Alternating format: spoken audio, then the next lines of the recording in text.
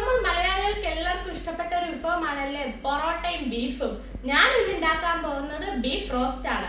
അപ്പൊ എങ്ങനെയാണ് beef roast ഉണ്ടാക്കുന്നത് വീഡിയോയിൽ പോയി നോക്കാം. ഇത് ഞാൻ കഴുകി വൃത്തിയാക്കി വെച്ചേക്കുന്ന 1 കിലോ ബീഫാണ്.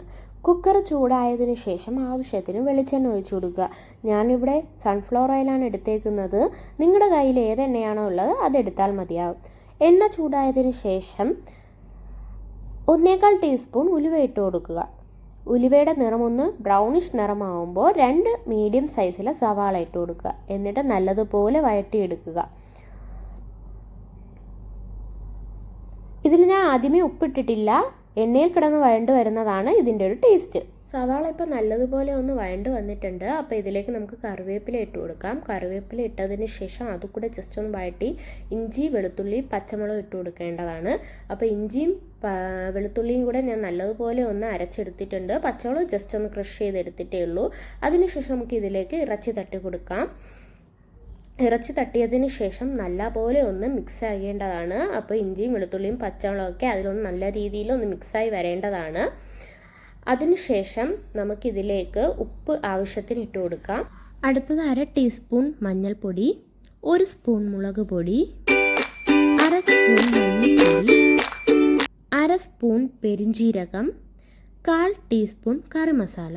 ഇതൊന്ന് നല്ലതുപോലെ ഒന്ന് ഇറച്ചിയിൽ ഇളക്കി കൊടുക്കേണ്ടതാണ്. അതൊന്ന് നല്ലതുപോലെ ഇളക്കിയതിന് ശേഷം 1 സ്പൂൺ കാശ്മീരി ചില്ലി പൗഡർ കൊടുക്കുക.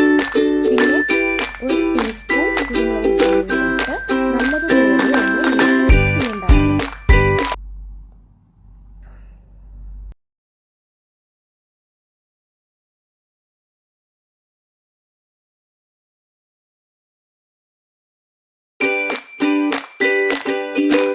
മസാലയൊക്കെ നല്ലതുപോലെ ഒക്കെ പിടിച്ചിട്ടുണ്ട്. അപ്പോഴേക്കും നമുക്കിനി കുക്കർ അടച്ച് വിസിൽ വെക്കണം. 3 വിസിൽ വരെയാണ് കേൾപ്പിക്കുന്നത്. ഒരു മീഡിയം ടു ഹൈ ഫ്ലെയിമിലിട്ട് വിസിൽ വെക്കണം.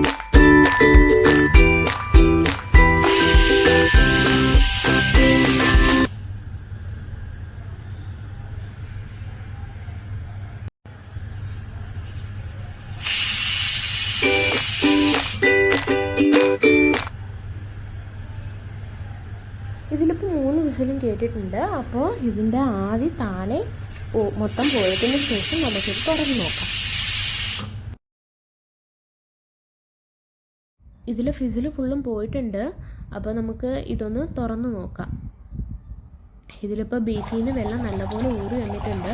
അപ്പോൾ നല്ലപോലെ ഒന്ന് നമുക്ക് ജസ്റ്റ് ഒന്ന് ഇളക്കിയതിന് ശേഷം നമുക്ക് ഇതിലേക്ക് 2 മീഡിയം സൈസിൽ തക്കാളി ഇട്ട് കൊടുക്കാം. ഈ തക്കാളി ഒന്ന് നല്ലപോലെ വെന്തുടഞ്ഞ് വരുമ്പോഴത്തേക്ക് ഏകദേശം ഇതിൽ കിടക്കുന്ന ബീഫിൻ്റെ വെള്ളം നല്ലപോലെ വറ്റി തുടങ്ങിയിരിക്കും. ഇതിപ്പോൾ നല്ലപോലെ വറ്റിയിട്ടുണ്ട്. അപ്പോൾ നമുക്കിതിലെ തക്കാളിയൊക്കെ വെന്തുടഞ്ഞോ നോക്കാം.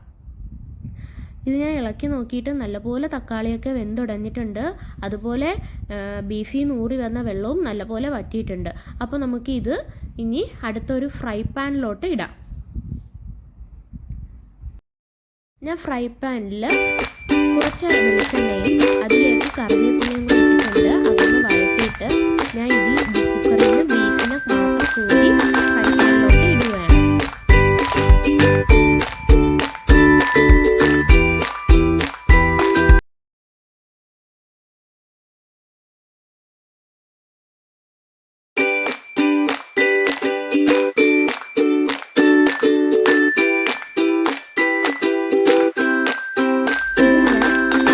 മുഴുവൻ നാരങ്ങ നീരും കൂടെ ചേർക്കുന്നുണ്ട്.